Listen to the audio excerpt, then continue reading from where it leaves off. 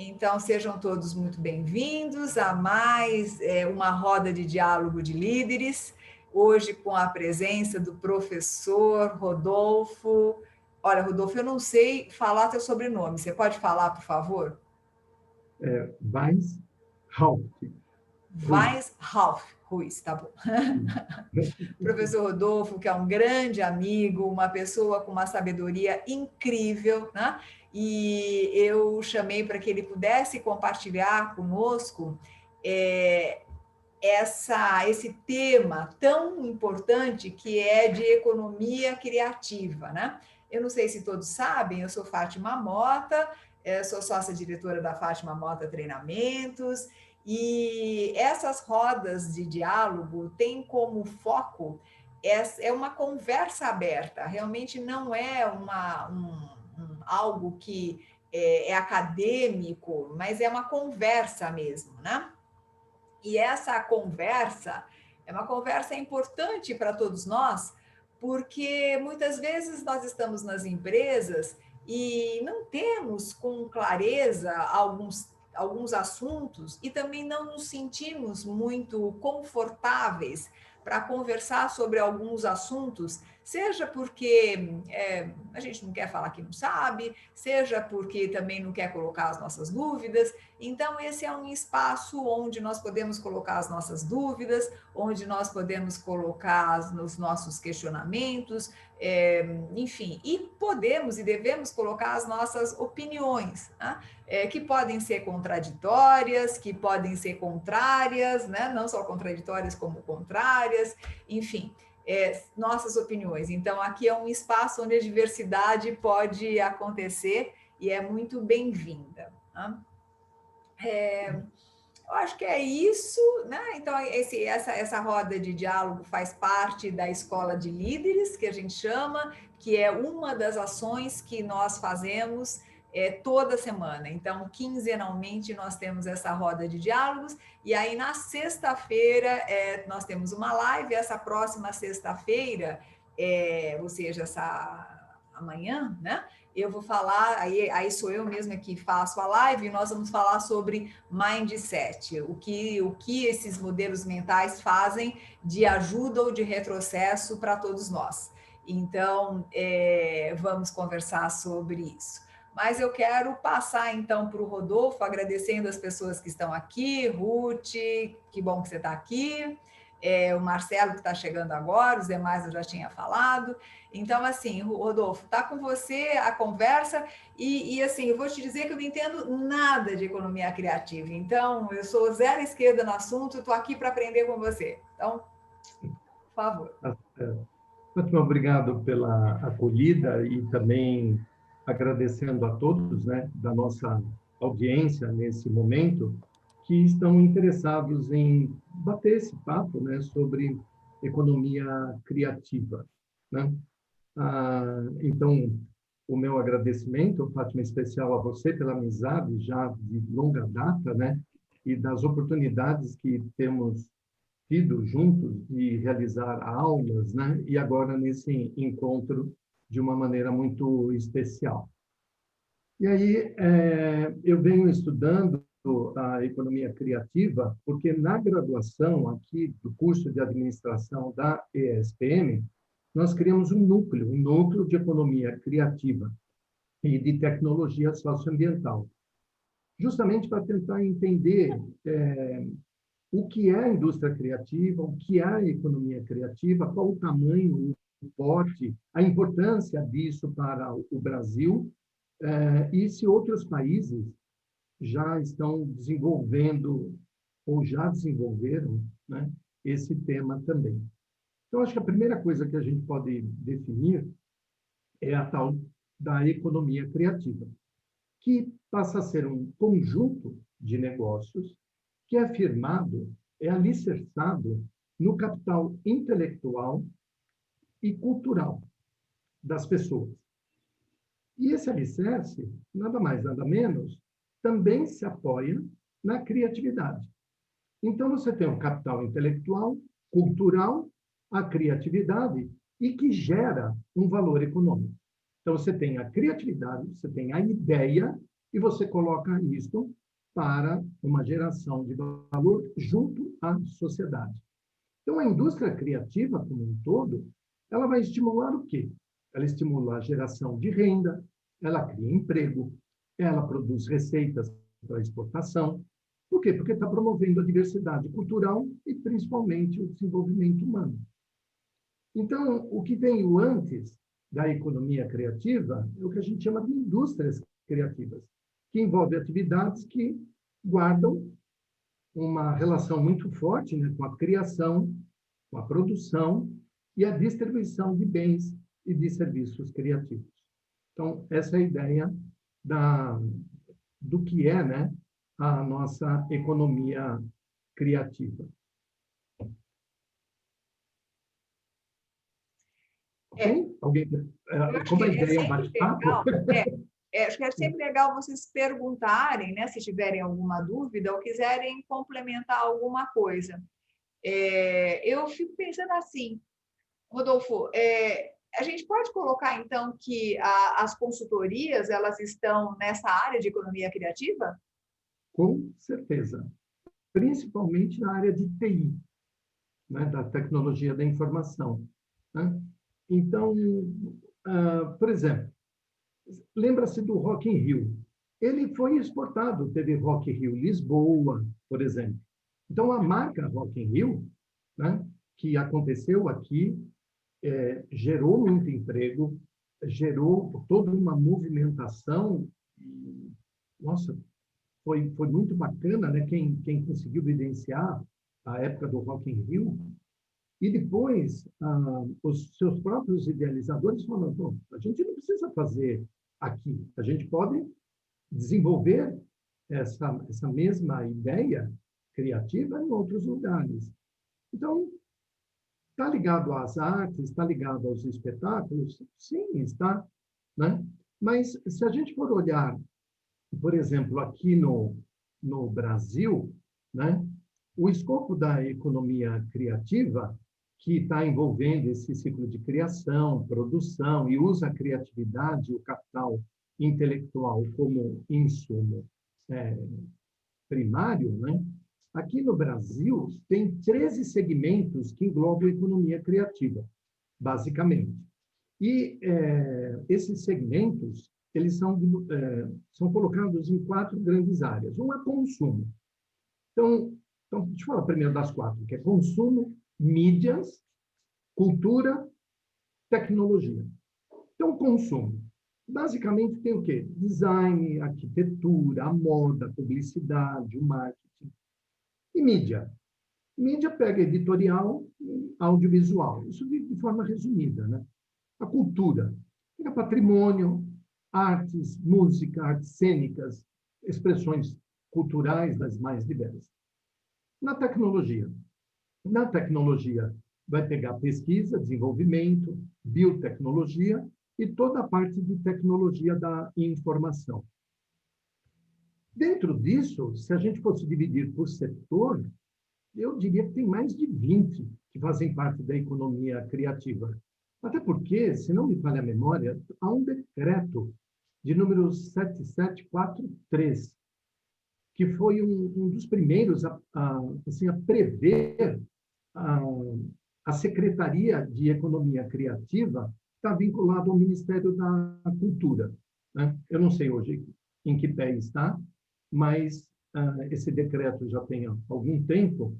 E aí, esses setores, eles foram divididos em animação, arquitetura, artesanato, artes cênicas, audiovisual, cultura popular, design, enfim, entretenimento, eventos, games, né? Gastronomia, literatura, moda, música, publicidade, rádio, softwares, né? Turismo cultural, a própria TV e por aí vai.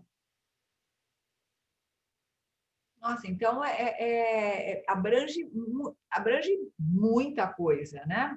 Agora, bom, pessoal, eu acho que eu estou fazendo perguntas, mas eu acho que fica aí rodando, né? Porque eu estou vendo aí que tem gente, inclusive, que está com novos negócios, né, Marcelo? Que pode também estar discutindo um pouquinho essa questão da economia criativa.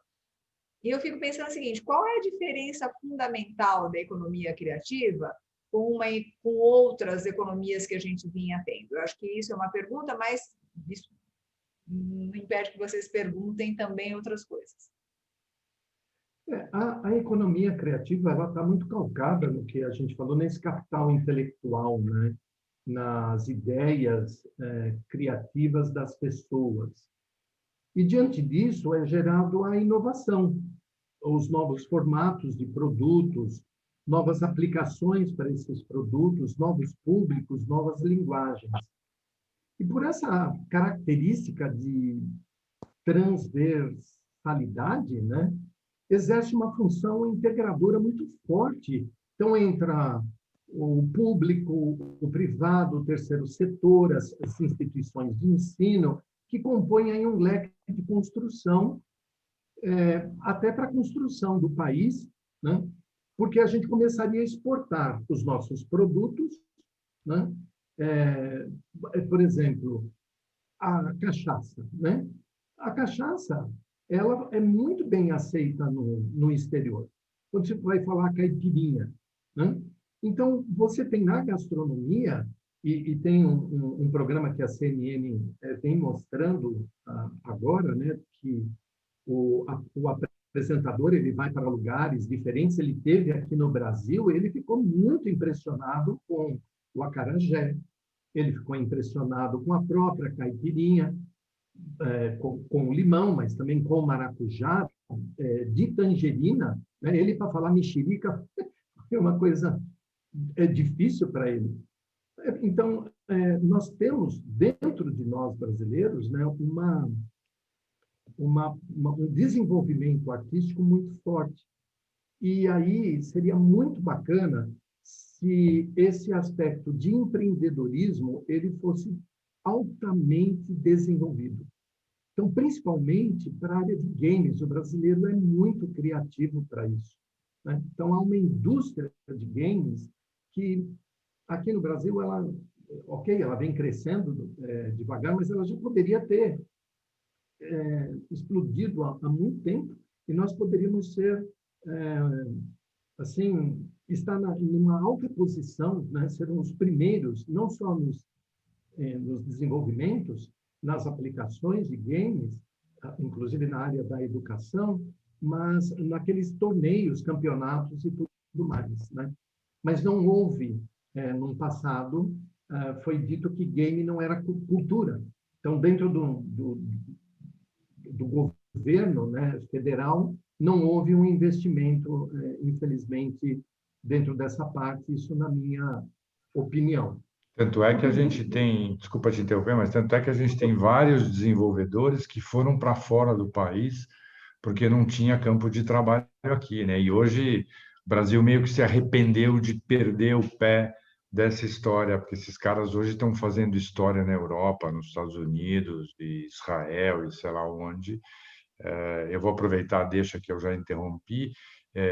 Quando você estava falando, eu estava tentando entender a dimensão dessa história, e aí fiquei pensando aqui, bom, mas não envolve a indústria?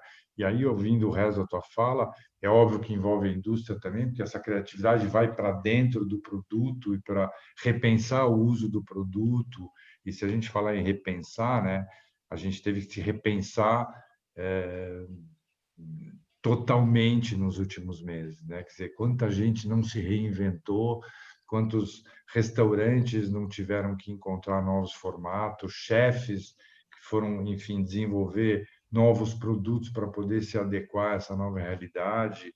Então, eu acho que envolve a economia como um todo. Assim, eu não tinha ideia dessa leitura da economia criativa, a expansão na verdade, dessa leitura da economia criativa. Então, para você ter uma ideia, Eduardo, a propagação desse item chamado de economia criativa, ela vem de outros países assim de uma maneira, eu diria, muito muito forte. Então, por exemplo, ela começou, né, a aparecer as primeiras, né, ideias vieram no Reino Unido, mais ou menos em 1990, onde eles começaram a entender as cadeias criativas no processo produtivo. Aí, em 2001, um autor, John Hawkins, ele converteu isso num livro chamado de Creative Economy e falou, né, nessa ecologia criativa que precisava ser recolhida e colocar isso em funcionamento. E aí o Tony Blair, quando ele estava se candidatando, ele, na sua proposta de governo para ser primeiro-ministro, ele falou que iria verificar o que era a essência, né, da britânica para que pudesse ser desenvolvido. Então, Shakespeare, os Beatles e por aí vai, né? Aí, as indústrias criativas começaram a avançar diante dessas riquezas culturais. E aí, eu não estou tentando traçar um histórico de datas, mas a Austrália, por exemplo, nos anos 90, houve um discurso também do primeiro-ministro, que era Paul Keating, se não me falha a memória.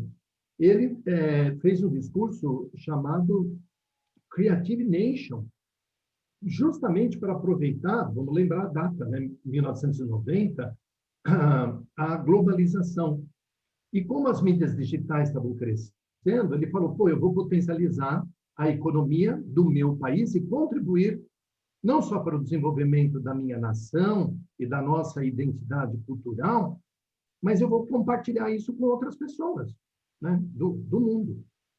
Então, Austrália e Inglaterra foram os primeiros países a utilizarem de forma deliberada, vamos dizer assim, o seu potencial cultural e criativo através de políticas públicas para a geração de valor econômico. E, resultado, essas duas hoje lideram as estatísticas em economia criativa. Certo? Então, hoje nós temos a China, Estados Unidos, Alemanha, temos a própria Austrália, como eu falei, o Reino Unido, a Finlândia vem se desenvolvendo fortemente nisso e, logicamente, o Japão. Rodolfo, a Ruth perguntou assim, ela comentou, eu ia perguntar justo isso, se essa adaptação forçada que vários empresários tiveram que fazer durante a pandemia é considerada economia criativa. Acho que aí, pegando um pouquinho ainda que o Edu estava falando.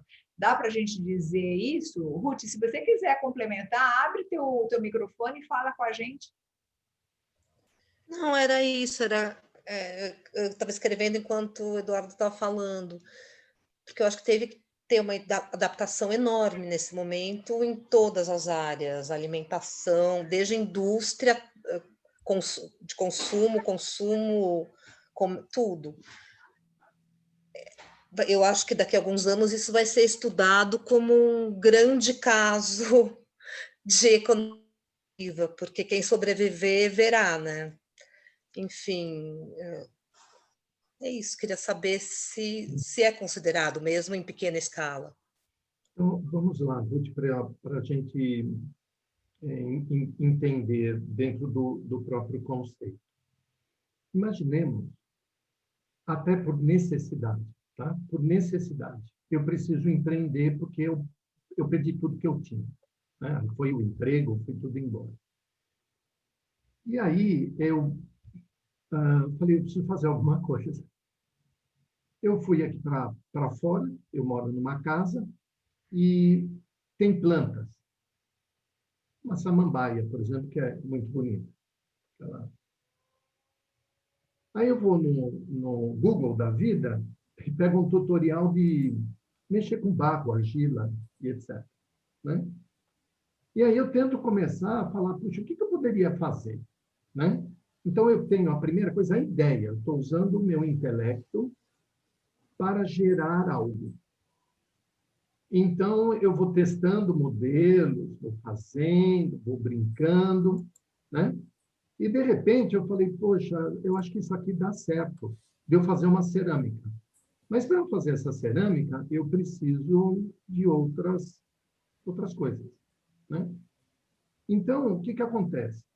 Eu peguei barro, eu peguei a folha, né?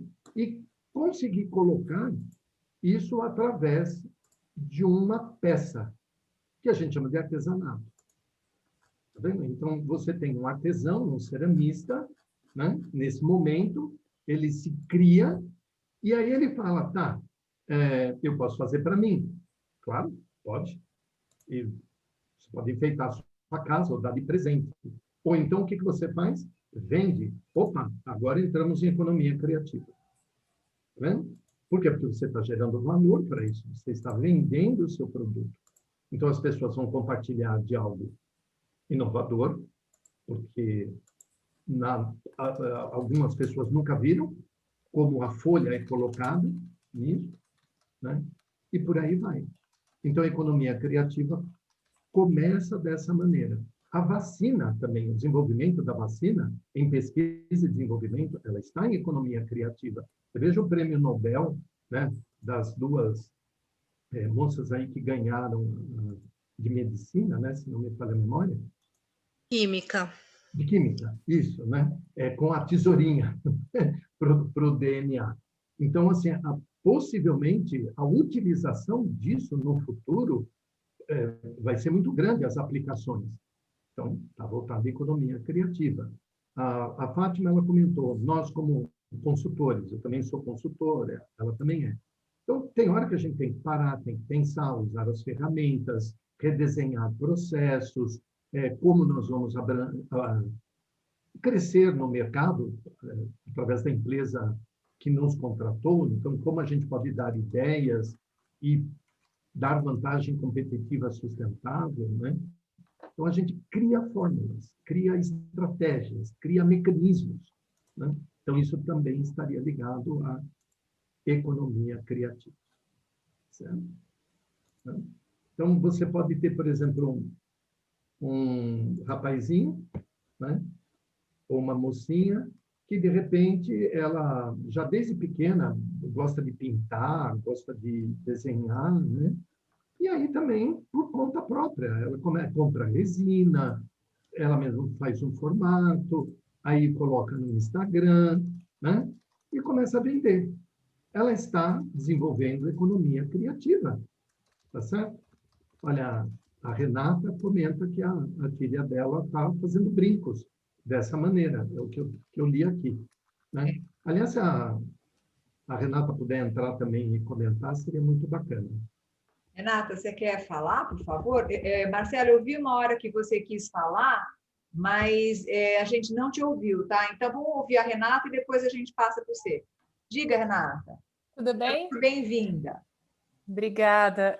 A minha filha ela é estudante de veterinária e faz biologia e nessa correria da vida e tal, ela não tem como assim trabalhar ainda e ela ela uniu aquilo que ela gosta de fazer, que ela sempre fez, mexeu com artesanato, sempre fez atividades manuais e aí ela foi buscando, pesquisando, criou uma linha de brincos bem assim mais divertidos, vamos dizer assim. E ela criou a página no Instagram, ela fez lá os vídeos para chamar essas pessoas e tem feito venda, né? Então já vendeu para Curitiba, já vendeu para Minas, já vendeu para Santa Catarina, e pessoas que vão, e um vai divulgando o outro, e através de uma atividade que ela gosta, né? Ela gera o dinheiro dela. E ela tem feito isso, e é muito, o que eu acho muito legal, e que eu até comentei hoje sobre ela estudou toda a parte de estoque, ela faz o controle, ela fez a formação de preço, ela não é da área, mas ela estudou, pesquisou, criou tudo isso, ela ainda fez um bottom que ela manda de brinde, e eu achei assim legal, e ela falou, mas isso já está no custo do produto. Eu mando o brinde, mas eu já coloquei no custo do produto. Então, ela, assim, eu fiquei imaginando, meu Deus, mas como, né, que assim, já raciocinou isso? E faz todo sentido, né? E ela tem lá o controle, ela tem uma parte do dinheiro que ela usa para investir em novos produtos que ela quer desenvolver, e a outra parte ela já coloca na poupança para guardar e ver o que ela vai fazer aí com o dinheiro. Exato. Então, ela E as coisas está criando, né? tá certo. E começa assim. Então, eu vi aqui no bate-papo, né, que o Marcelo comentou os YouTubers, né? O iFood e Uber são todos considerados economia criativa, mas sem dúvida alguma, Airbnb, Netflix, porque nós não tínhamos a maneira de assistir, era para nós TV aberta, cinema. Mas a história do Netflix era daquele que ele ia buscar as fitas, ele esquecia de rebobinar, às vezes ele esquecia de entregar, ele ficou chateado com isso, ele falou, que maneira a gente pode, né, aplicar vídeos, né, e que a pessoa possa assistir a hora que quiser, ela pode guardar, enfim, né? E aí a Netflix está aí bagunçando a nossa vida, né? E, consequentemente, abre toda uma cadeia de valor. Porque aí você precisa do pessoal de inteligência artificial, né, que está por trás, criando os algoritmos, para que a gente tenha os filmes que eu mais gosto. Eu, por exemplo, terror é comigo mesmo, a Netflix já mandou para mim, dizendo que tem a Causa Amaldiçoada 3, que já vai sair, etc, etc. Né? Então, é muito bacana, porque como é que sabe? E ainda diz a relevância. Né? Então, funciona assim. Deixa eu ver o que aconteceu aqui no bate-papo. Fábio, se para abrir qualquer negócio, desenvolver algo e tudo mais, exige um capital intelectual no começo, sim. Todas as startups pertencem a uma economia criativa? Não necessariamente. O formato da ideia pode ser, mas o produto em si, às vezes, ele não é autoral. Então, eu posso criar... Acaba de me contestar, Yadira, por mensagem. Acho que o Stefano falou alguma coisa, não entendi. Não, acho que abriu o microfone dele. Microfone. Então, tem que estar voltado realmente a algo ligado ao capital intelectual ou cultural, né?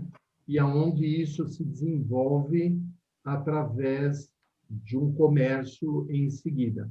Então, se eu criar uma startup única e exclusivamente para fazer uma importação de alguma coisa que é o outro que é criativo e não eu apenas estou criando algo dessa maneira, então aí eu estou na economia, eu não sei qual é o nome, eu chamaria economia formal, vamos chamar assim. Ela não faz parte da economia criativa em si. É muito interessante que você está trazendo, Rodolfo, porque eu acabei de descobrir que meu filho está na economia criativa, né? Olha só, e aí, enquanto você estava falando e eu pensando nisso, eu estava pensando o quanto que para nós, mães, né, e pais, às vezes essa economia criativa deixa a gente ficar muito preocupada, né? Meu filho é engenheiro, ele mora em Florianópolis, ele...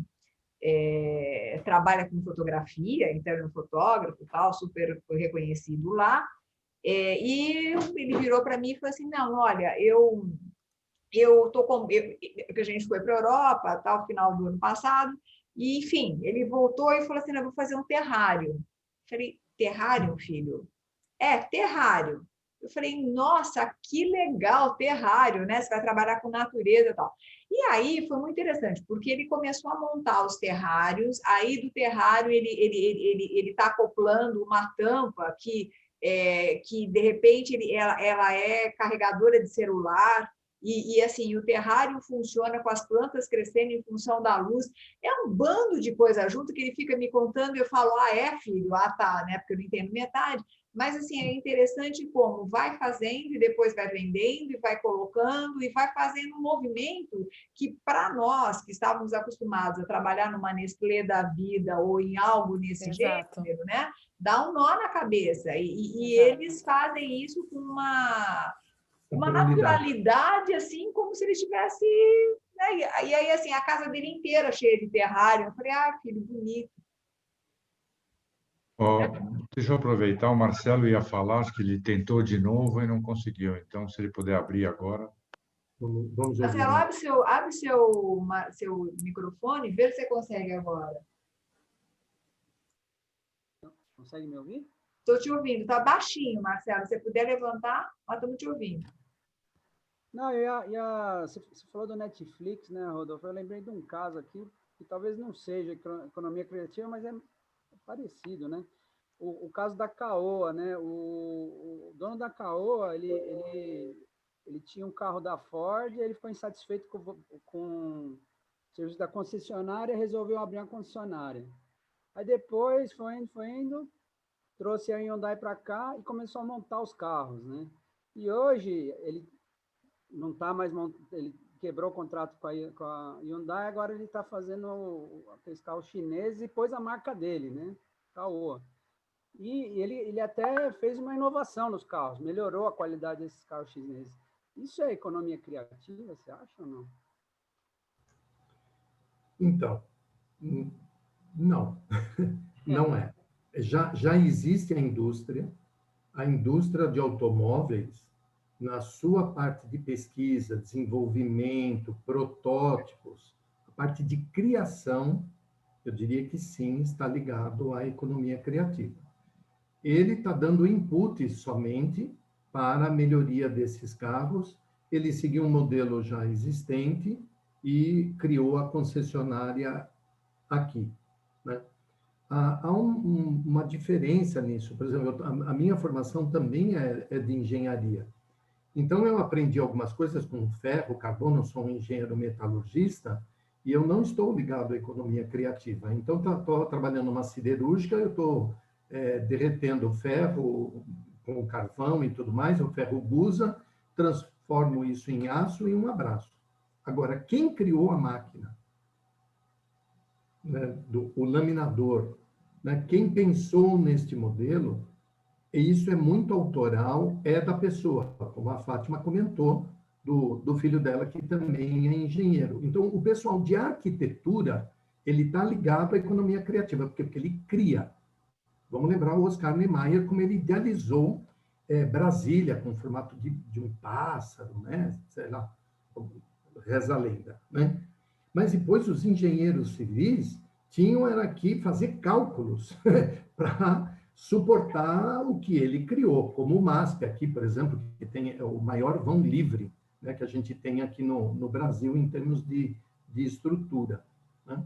Então, nem tudo está ligado à chamada economia criativa, né? Tem um ser humano por trás, ok, mas nós estamos, muitas vezes, desenvolvendo os mesmos processos e fazendo as coisas acontecer. Mas quando há um divisor, há um breakthrough, quando você efetivamente para e você fala, cara, eu tenho que me reinventar, por exemplo, diante de uma pandemia, né? Mas ok, então vamos ver, por exemplo, um restaurante que eu tenho aqui por perto. Ele não fazia delivery, ele deixava lá, quem quiser, que colocasse no isoporzinho e ia embora. Tá, aí de repente, no meio da pandemia, ninguém pode ir no restaurante, né? E eu com fome. Então eu liguei para eles e falei assim, ó, então, como é que vocês vão fazer? Né? Ah, eu não sei. Não, como não sabe? Eu estou com fome. Né? Vocês estão aí, estão trabalhando, estão fazendo comida, né? Eles estavam tudo perdido. Quem é a economia criativa nesse caso? O iFood, não ele. Ele enquanto restaurante. Quem faz economia criativa lá dentro, né? É o chefe. Porque ele teve que começar a desenvolver algum tipo de comida que fique dentro de uma bandejinha plástica ou dentro de um isopor, né? Que aguente o calor para que, na hora que chegue na minha casa com 20, 30 minutos depois, quando eu abro aquilo, não esteja meio esquisito. Quem sabe salada, quando coloca azeite ou uma maionese quente por cima, queima a folha, a gente fica olhando aquilo meio assim, né? Então, aí tem que se reinventar, tem que criar e tem que fazer. Okay? Então, por isso que a economia criativa, para as pessoas poderem explicar mesmo, ela fica muito ligada a artes, espetáculos, à cultura, às feiras, aos artesanatos, ao cinema, mas ela é muito, muito mais que isso, né? Então, eu diria que toda a parte que você desenvolve alguma coisa, e ao colocá-la como um produto ou um serviço no mercado, aí sim nós estamos falando em economia criativa, né? O Fábio está falando várias coisas para você, depois o Fábio também. Professor, como você vê o crescimento das fintechs como uma alternativa aos serviços financeiros? E depois o Fábio coloca outra coisa, mas primeiro vamos responder do Flávio, e depois a gente vai para o Fábio. Então, eu poderia ousar e dizer, né, que o Nubank ele inovou em cima disso, a forma como a gente se relacionar com o banco, né? E algumas corretoras a mesma coisa, então tentaram fazer de alguma maneira diferente. Ele resvala assim na economia criativa pelo desenvolvimento que foi feito, né? Agora, ele teria que gerar um produto que ninguém tem ainda. Aí eu diria que está ligado à economia criativa. Senão ele apenas teve uma ideia para criar um formato de algo que já era rotineiro na própria economia. Então, mudamos apenas o formato, mas não foi criativo, né? Sob a ótica da economia criativa. Teria que fazer alguma coisa diferente. Fala, Edu. Desculpa, não. Falando em produto financeiro, os bancos lançaram agora o tal do Pix, que você vai fazer uma transferência automática que não depende mais de TED ou de DOC sem custo e tal, até por conta, enfim, desses novos formatos que os bancos, os fintechs entraram. Então, os bancos lançaram esse produto que agora vai entrar no mercado agora, a partir da semana que vem, se eu não me engano. Você pode transferir qualquer valor, R$5, R$2, sem custo e tal. Então, acho que isso é um produto novo, né? Quer dizer, eles pegaram um processo de transferência formal, desenvolveram um produto novo, entregaram para a gente realmente um produto novo, que ele não tem custo, você vai transferir isso, enfim, mesmo que você não tenha conta, é uma coisa meio inovadora, assim, não testei, mas sei que aí eu entendo que é uma economia criativa, né? Aí faz parte do modelo de economia criativa. E, Eduardo, o brasileiro é tão criativo que hoje eu vi na CNN, no programa Visão CNN, que 60 sites, né, fake já estão ativos para capturar o seu Pix. Você tem ideia?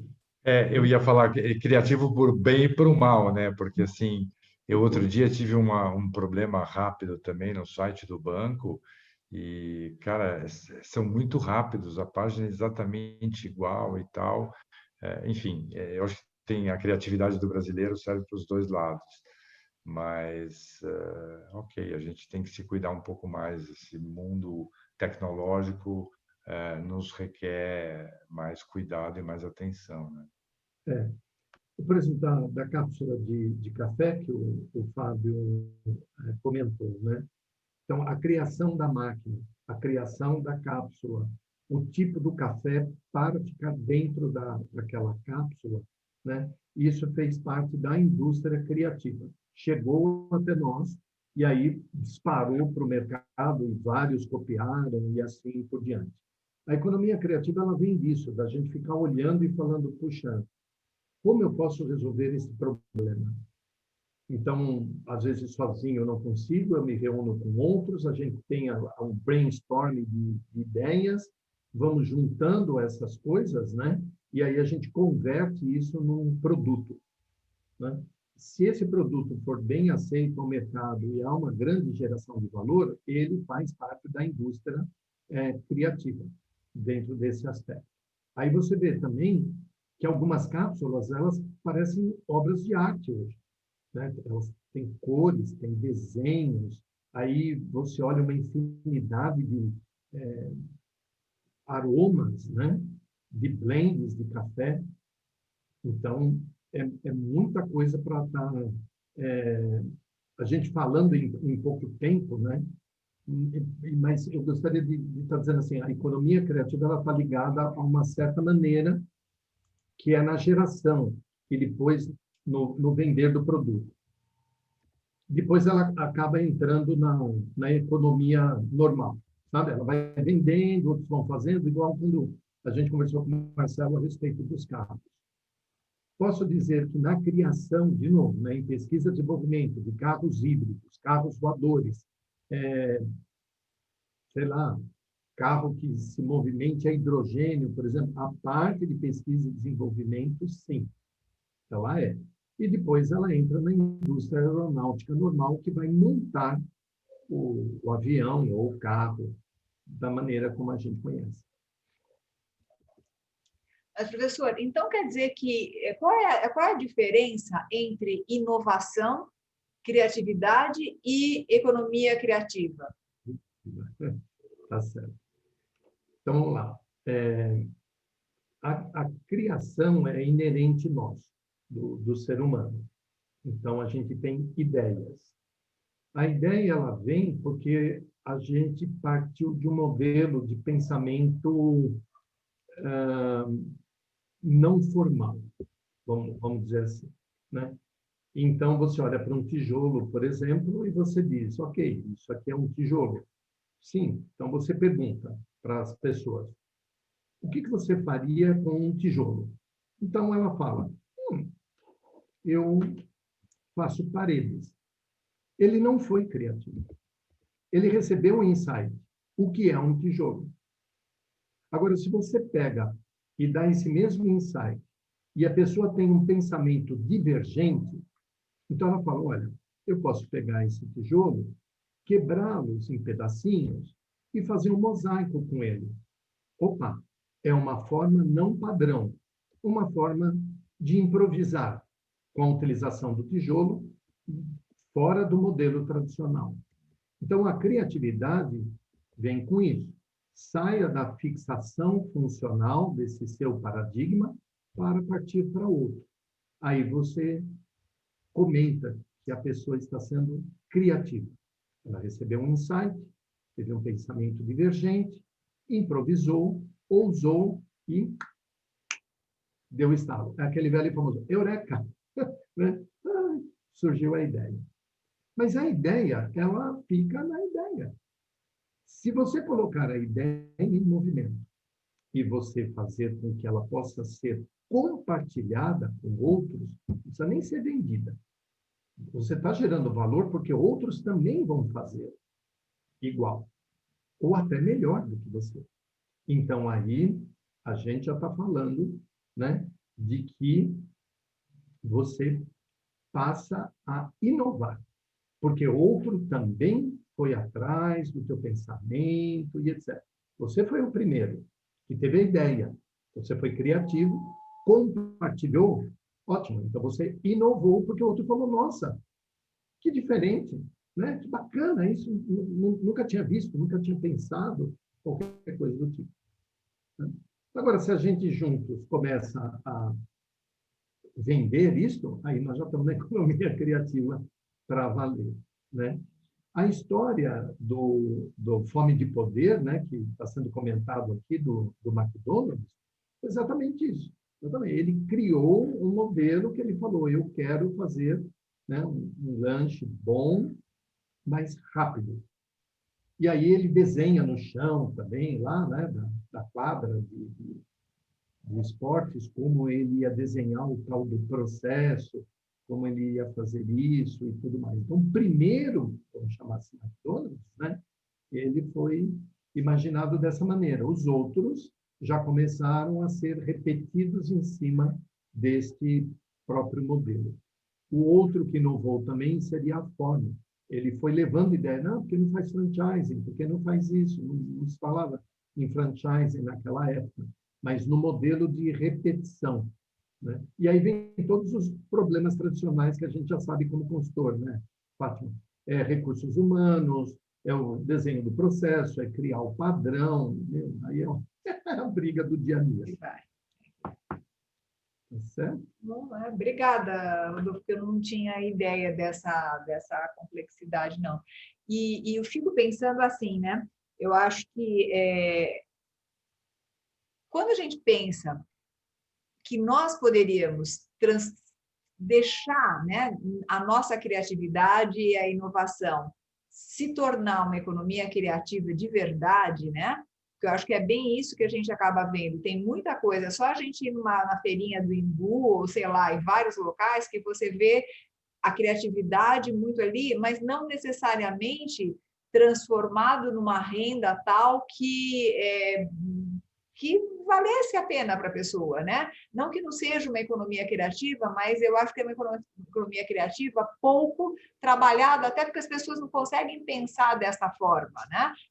É um artesanato, é um hobby, é algo que eu faço para ganhar um dinheirinho, mas não necessariamente uma economia criativa. Acho que muda o mindset, né? Na hora que a gente pensa assim, né? Exato. Bem interessante. Eu tenho duas pessoas, né, que conheço de feiras, que é a Cristiane Rosenbaum, da feira da Rosenbaum, e o Michel e a Daniela, que são da Fair and Sale. A economia criativa, sob a ótica do que você falou, Fátima, eles fazem. Então, eles reúnem os artistas, eles reúnem os autorais, né, como eles chamam, dentro de uma feira.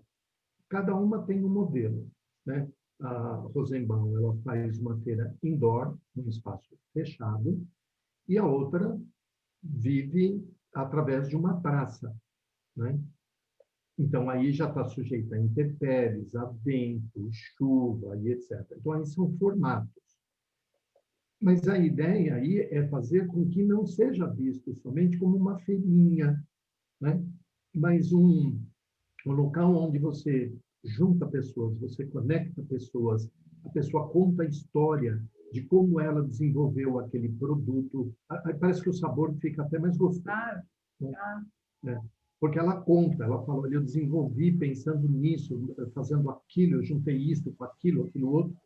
Dentro da economia criativa, a gente pode ter a chamada economia circular, eu diria da indústria criativa, a indústria, que daí você tem a economia criativa, que a gente está falando, podemos falar da economia circular, economia compartilhada, economia solidária, né? Então, a gente tem várias economias aí dentro da própria indústria criativa como um todo, no caso. Então, a gente tem a Bip aqui, né, com aluguel de carro compartilhado, o Airbnb a gente já conhece, já ouviu falar, né? A economia solidária, você reúne pessoas que também têm suas habilidades e a gente pode criar um espaço para eles, aonde eles vão vender, e pode ser um e-commerce, para não ser, né, Fátima, uma feirinha qualquer. Não deve ser vista assim, é uma pecinha, é um artesanatozinho, né? Veja, a economia criativa não representa mais do que 3%, 2,6% do PIB desde 2012. Quem faz um mapeamento da economia criativa no Brasil, se vocês quiserem, é a Firjan. Ela lança a cada 2 anos, né? Então, ela olhou 2015 a 2017, 2017 a 2019, ela deve lançar agora no início de 2022, né? Os anos de 20 e 21, com todo esse problema que aconteceu. Mas aí eu diria, Ruth, que a economia criativa, nesse período de pandemia, ela deve ter dado uma explosão sobre a ótica de novas ideias, aqueles que eu tinha comentado, que devem ter começado por uma necessidade, aí, de repente, eles pegaram gosto.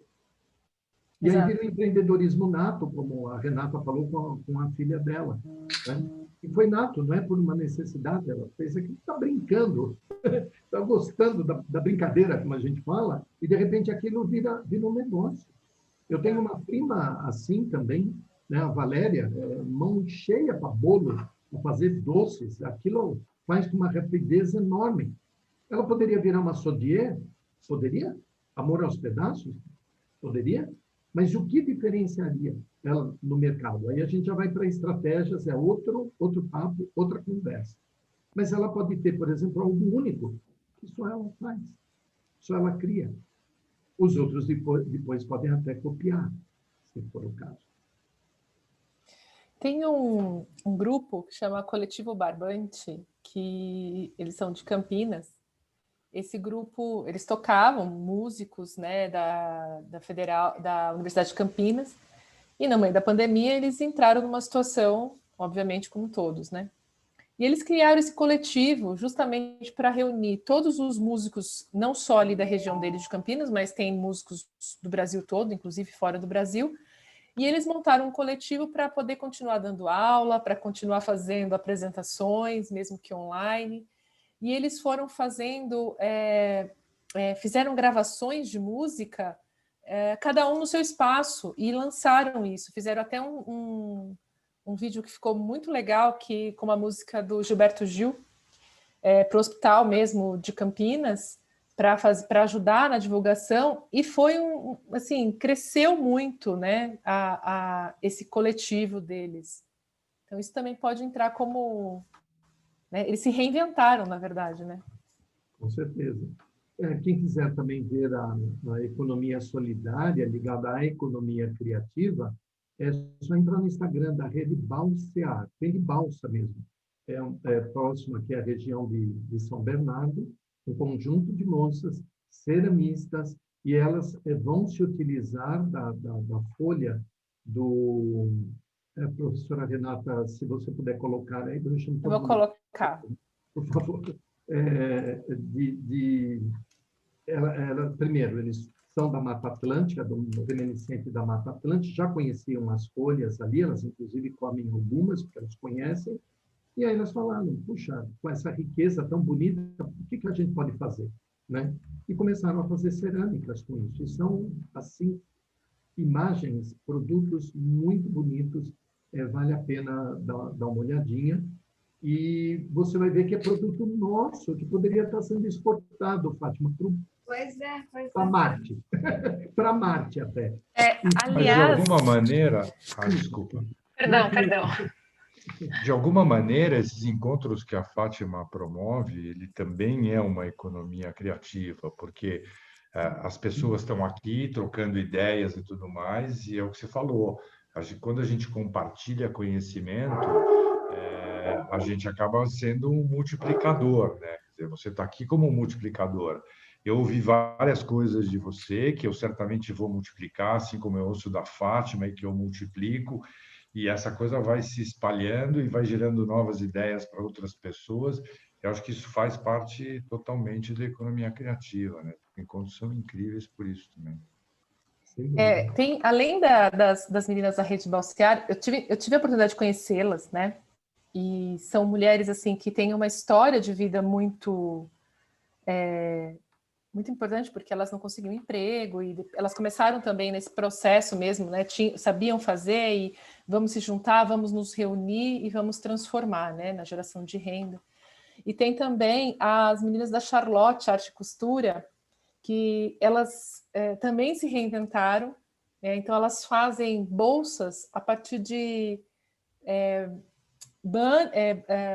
banners, né, que seriam descartados, caixas de leite, caixas de suco, mas é um produto incrível que elas produzem, assim, com um capricho muito grande, tanto que elas chegaram um tempo que elas estavam expondo ali no Conjunto Nacional, de pessoas de outros países passarem ali e ficarem encantados com o produto dela pela criatividade de desenvolver, né? Então, tem muita coisa que acontece, só que a gente às vezes não sabe, né? A gente poderia enlatar também o nosso carnaval em pequenos pockets, né? Vender isso como um produto lá fora. Os produtos, como a gente está comentando aqui, de artesanato, da gastronomia, do vinho, né? Tem coisas, são sabores do Brasil que a gente poderia estar falando, desenvolvendo e criando, né? Numa geração maior de valor, e fazer com que, exatamente nesse período da pandemia, a economia criativa ajudasse no PIB. Porque daí dá para comprar pelo e-commerce, gente. ok, eu entendo que a maravilha da feira, da gente estar junto e etc. Mas veja, Fátima, como é que eu vou estar numa feira, por exemplo, da Benedito Calixto, ou do MASP, ou da Praça da República, se eu moro em Salvador? Eu moro no Rio de Janeiro. Como é que eu vou na feirinha lá de Salvador, em frente à igreja, né, do Bonfim? Então, eu creio que, nesse caso, o modelo híbrido ele deve ter vindo para ficar, né? Que as feiras continuem, que a gente possa reunir pessoas, nos abraçarmos, tomarmos café junto naquela praça de alimentação e tudo mais, mas que a gente também possa conviver no e-commerce para ter acesso a esses produtos, né? Então, as esferas governamentais, para a gente relembrar aqui, que eu ia falar, se não me falha a memória, em algum momento, né, elas poderiam ajudar bastante. Então, por exemplo, na esfera federal, o Ministério da Cidadania, espero que ainda tenha ou esteja mantendo a Secretaria Especial da Cultura, que ficou dentro, lembra? E também tem a Secretaria da Economia Criativa, dentro da esfera do governo federal, que eu não sei, hoje, teria que dar uma fuçada para saber quem são os secretários. No caso da estadual, aqui em São Paulo tem a Secretaria da Cultura e Economia Criativa, e tem o programa São Paulo Criativo, e que aqui, estou tentando lembrar, eles fizeram uma hashtag, Cultura em Casa, hashtag Cultura em Casa, no período da pandemia, para também ajudar as pessoas que estavam de artes, espetáculos, né, que não podiam estar se apresentando, né? Então, você tem aí envolvido, sem medo de errar, mais de 1 milhão de pessoas que estão trabalhando em economia criativa só aqui no estado de São Paulo. E aí eu diria que é 1/3 da força dos postos de trabalho que, de algum momento, foi altamente afetado e que agora precisariam voltar novamente e com força total, né? Porque você tem aí iluminadores, marceneiros, eletricistas, etc., etc. E também há a classificação da economia criativa pelas Nações Unidas, que na Conferência para o Comércio Internacional e o Desenvolvimento, né, UNCTAD, ela estabeleceu 4 agrupamentos, que é herança cultural ou patrimônio, que o Brasil tem muito disso. A parte de artes, bom, o Brasil também tem. Mídia, a gente sabe desenvolver mais, né? E as criações que a gente chama criações funcionais, né? Que são atividades que surgem aí para atender uma demanda específica, que é um grupo composto aí por atividades que envolvem o design, as novas mídias, os serviços criativos, né? Que pode estar, então, em brinquedos, marketing digital, moda, publicidade, softwares, videogames e assim por diante. O meu filho, Fátima, é igual o seu, também não mora comigo, mas ele foi lá para a cidade de Copenhague, na Dinamarca, e o primeiro trabalho dele foi para desenvolver realidade virtual para uma boneca que foi criada por um engenheiro, né, um engenheiro de mecatrônica, porque era colocado em cima de um skatezinho. Mas para ela poder ter o equilíbrio, ela tinha que segurar. Então, seria uma espécie de um patinete, né? A engenharia colocada ali dentro, para aquela boneca ficar em pé dentro de um skatezinho, algo absurdo.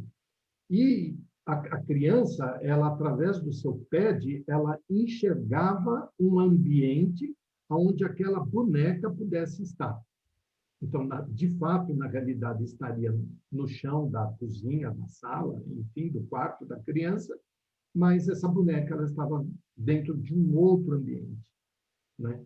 Que já era desenvolvido, aí no caso, pelo meu filho e pela equipe, olhando toda a parte de iluminação, a cor que ia colocar, a textura, para aquilo ser praticamente verdadeiro, né, dentro da realidade virtual ou realidade aumentada. Bacana, né? Tem muita coisa de economia criativa assim, e a gente poderia ficar horas aqui, mas não dá. Pois é. Eu acho que você abriu assim muito, muito, né? E você estava falando, e a gente já estourou a hora, pessoal, peço desculpas, só para finalizar o que eu estava pensando e compartilhar com vocês, como agora muda muito também, assim, né? Como é que a gente pensa as carreiras, né? Dos jovens, e mesmo para quem saiu e quem está numa transição de carreira, talvez agora o ponto não seja mais quais são suas competências e o que você, né, aonde você vai trabalhar, ou o que você vai fazer da sua vida pelas suas competências, mas talvez seja uma outra pergunta, né? O que mais te incomoda e que tipo de ideia você pode ter para minimizar aquilo que te incomoda e, de repente, você trabalhar com você, com outras pessoas, enfim, mas eu acho que muda, né? Não sei, estava pensando aqui, falei, gente, mas mudou tudo, né? Quando a gente pensa assim. Sim, nós temos que fazer, somos professores, né, com que os nossos alunos pensem por si, não por pensar em algo, né? A gente pode até dar um insight, como eu comentei, mas aí eles têm que começar a desenvolver o seu próprio processo de busca, de ser crítico, olhar a realidade, ter o seu pensamento divergente e se impulsionar diante disso, no improviso, na criação e alguma coisa do tipo. Cada vez mais as empresas vão pedir esse soft skill, de que eles tenham geração de ideia e não meros fazedores. Fazedor deixa para o robô, a gente já sabe disso, né? Já existe a mecanização em termos de tecnologia para isso. O ser humano ele foi feito para pensar. O problema é que muitas vezes não nos deixam. Esse é o problema. É isso mesmo. Sim. Bom, professor, agradeço imensamente você, Rodolfo, assim, por todo o teu carinho, por toda a tua sabedoria, pela nossa amizade, enfim. Eu me sinto muito grata, realmente muito agradecida, e com certeza quem esteve aqui entrou num outro patamar de análise, de consciência, então tenho certeza que foi muito bom. Quero agradecer a todos vocês, né, que estão aqui, que participaram, os participantes mais presentes, mas quem ficou também ouvindo, que participou do mesmo jeito. E, Rodolfo, talvez você pudesse deixar o seu e-mail para que as pessoas pudessem entrar em contato com você, caso queiram, porque eu acho que é importante a gente formar essa teia, né? Uhum. Eu estou colocando no chat, que é Rodolfo, wruiz@gmail.com, né? E o meu telefone também está ficando registrado lá. Ótimo. Que é 98815-5554. Okay. Então, pessoal, poder compartilhar, agradecendo, né? Obrigada, né? Marcela agradecendo, né? E realmente, pessoal, muito, muito obrigada pela participação. E professor Rodolfo, assim, de alma, né? Muito obrigada. E depois, se vocês quiserem ouvir novamente, eu vou deixar no YouTube, vai estar também no Instagram e no Facebook, toda a gravação, para que vocês possam, inclusive, passar para as pessoas. Esse é um ponto importante, sabe, Edu? E eu acho que só finalizando um pouquinho, isso, bom, vou finalizar a gravação, para que a gente possa só trocar uma ideia, gente. Obrigada por tudo.